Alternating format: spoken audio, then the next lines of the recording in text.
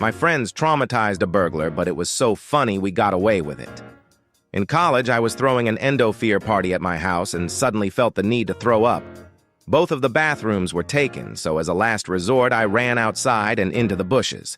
When I was finally done and looked up, I see my neighbor's window open, which was weird because he was at the party and lived alone. I went over to the window and saw some guy with a travel bag stuffing everything valuable he could fit inside it. It took me a minute to realize what I was seeing, but when it hit me, I ran back upstairs telling everyone there was someone robbing the house next door. A few girls called the police, but for the guys, it was already too late. Some of them picked up some brooms, one of them even getting a roll of duct tape, and all ran across to the house next door. The burglar sees them, panics, and tries to leave through the same window. By then, it was already too late because the mob of drunk guys tackled him to the ground and hit him with their brooms. He just laid there absolutely terrified out of his mind. When the rest of the guys came outside, the duct tape guy saw what was going on and started to tie the guy's hands and feet together. I have no idea why he just let it happen.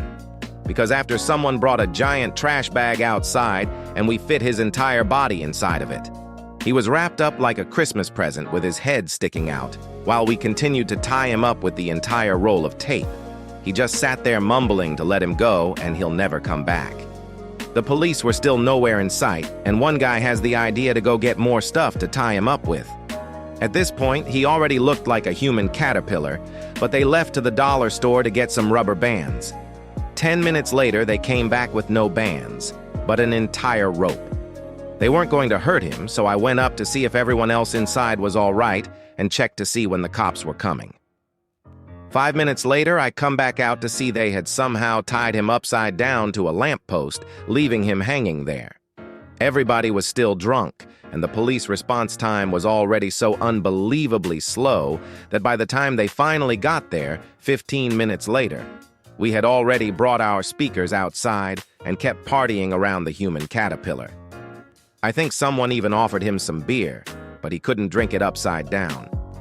A few of our neighbors came outside to tell us to turn the noise down, but after seeing the guy and having us explain who he was, they laughed and were just thankful we caught a burglar. The cops came and were desperately trying to seem serious about the whole situation, but we could see them hiding their smiles.